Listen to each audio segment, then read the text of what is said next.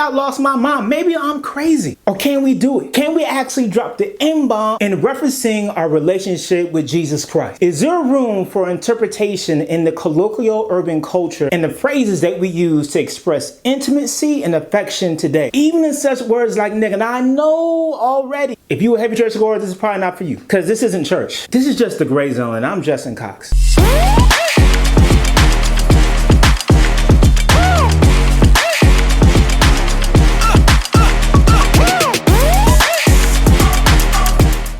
Today we're exploring the intercultural dynamics of using the N-word and referencing your relationship to Jesus Christ. Now, I think it's time. I think it's necessary. I think we need new words to express the different levels of relationship of Jesus Christ. Even Jesus explored this. In fact, Jesus wanted to open up the floodgate of how we can express different dynamics of our relationship with him. I mean, he did it in Matthew when he talked about when you pray, say Abba Father. At that time, the Jews didn't pray like that. God was this very holy, somewhat distant God that spoke to prophets long ago, but here Jesus is using this very intimate form of praying to God, which is very, very new. And then in John 15:5, we're going to explore this in 1 second. Jesus explains to the disciples, I consider you guys friends. But he also said he was Lord. He also said he was God. He said a lot of stuff, but he made it clear that there will be times in your relationship and walk where I'm a friend. Is that necessary? I think it is. For one, so many Christian terms I think are just burnt out. Not burnt out because they lack real meaning, but burnt out because we say them so much, it loses sauce. It waters it down. For example, Jesus is Lord, right? But what does that mean in today's term? What does that mean right now? I mean, does that draw intimacy? We think of Lord, like what do you think of? Probably some deadbeat landlord that still hasn't come by to fix up stuff in your unit. We don't use that term very much, but in church we use it a whole lot. All the songs, Lord, Lord, Lord, Lord, Lord. But if you're in a room in a group setting and somebody says, express your relationship with Jesus Christ, and you're like, well, that's my Lord. People ain't gonna be like, oh, dang, dog, really? Because we hear it all the time. Even love. Now we live in a culture where most people say, hey, love, and will stab you in the back. Love is watered down too. Halle Berry said in Boomerang, love should have brought your ass home last night. And I agree with her sometimes. Tina Turner said, what's love got to do with it? Love is even a term in a word that we use very sparingly. Oh, but there's some words that aren't. Oh, there's some words in the urban black culture that are true, that mean something deep. And one of those words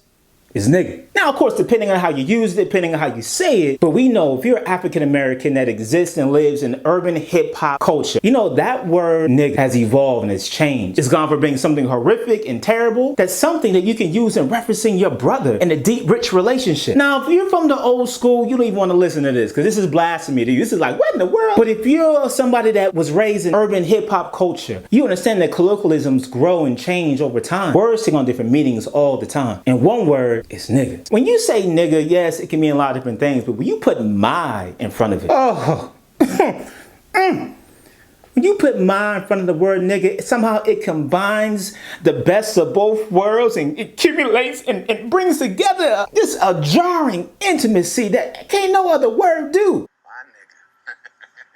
Now, I know if you're watching this and you ain't black or in urban culture, you don't know what the heck I'm even talking about, so go ahead and skip to the next video. But if you're black and you exist in urban hip-hop culture, you understand what I'm talking about. Oh, you put my and nigga together, you can't help but smile. How can you reference somebody and say, this my nigga and not smile? This my nigga and not be happy? It's like this secret cult society when you say my nigga, it's like, whoa, what?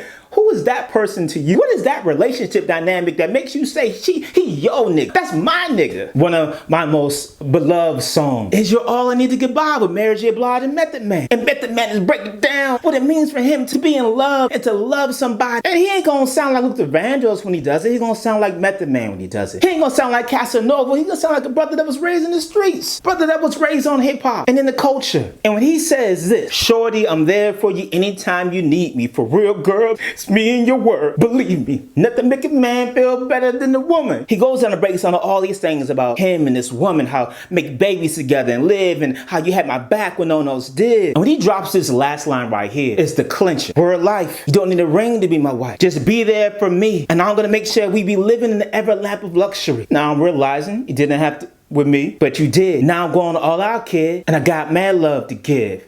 You my nigga. I think it's one of the first times that you hear the word nigga referenced in a love song to a woman. And as crazy as that sound, it made sense for a lot of people. It was his language. It was just his way of expressing intimacy. And when he says you was my nigga, referencing a woman, you knew it was real. It wasn't rehearsed. It wasn't something he heard at church so much growing up that didn't really ring true for him. He found a way to say it in his own way, in his own words, much like when David said, the Lord is my shepherd. It means a lot because David was a shepherd. He understand that dynamic and that meaning. But imagine the first people that heard that was like, what? The Lord your shepherd? Boy, you lost your mind. Like, what? He Jehovah. He not your shepherd. But he said that when he was fleeing from Saul and God was protecting him, watching out for him, feeding him, as if he was the sheep and the roles were reversed. So when David can say the Lord is my shepherd, it meant something at that time. And David will go on and say the Lord is my rock and my fortress. What means something in my time is a relationship with me and my best friend. We've been through everything together. High school together, drama together. If there's one person on earth I would say would take a bullet for me or give me anything, it'd be Shot. That relationship is really, really close. One of the closest relationships I have on earth. That's my nigga. And when Jesus says in John 15:5, he said to the disciples, you're my friends. Now, of course, he wasn't saying, look at me as a friend for the rest of your life. I'm just a homie. No, saying that along with knowing me as Lord and as Savior and all these things and all these titles, there will be times in your relationship where you need to know me as friend. And sometimes when we see God only as God and Lord, it's a little bit distant because sometimes the closest people in our lives are our friends. They're on the same level with us. They get our pain, they get our struggle. They're not judging, they're not downing us. They just support us and love us. And Jesus says to the disciples, I call you friends because I've told you everything that I learned from my Father. You've been with me through the ups and downs. You've seen the miracles. You've seen everything. I've opened my heart up to you. I've been vulnerable to you. I've shared so much with you. So what am I getting at with all this? I think that we need to be able to refresh the terms of how we see Jesus at times in our relationship with him. I think there's times he's Lord. There's times he's Savior. He's always those things. But there's times where he's friend. There's times where he's my nigga. But there's no other relationship closer to that. And I actually said this one time. I was in a group setting with some other African Americans. I don't think this is going to go over too well if you're in like an all-white room and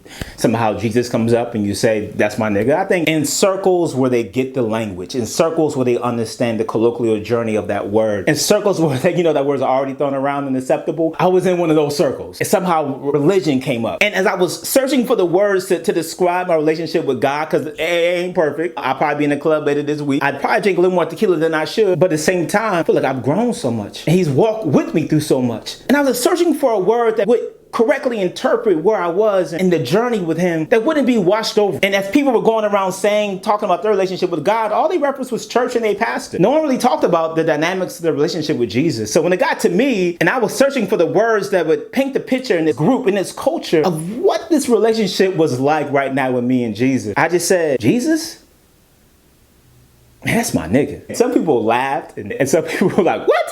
But everybody was curious because they know what that word means. They know you can't say that word about somebody and not have a story attached to it, a relationship journey attached to it, something very close to you attached to it. You can't just say somebody's your nigga and you don't have a reason why. But in our culture, you can say he's Lord and not really have a reason why. Then you was raised in church. He said he's a lot of things not have a reason why except the fact that that's what you heard. But you can't say Jesus is your nigga and not really have a story attached to it, not have a journey attached to it. So maybe I'm crazy. Maybe I lost my mind. Let me know what you think in the comments below. Is there times where it fits and makes sense or no? Let me know. Anyway, you're tuned in to The Gray Zone with Justin Cox. Thanks for watching.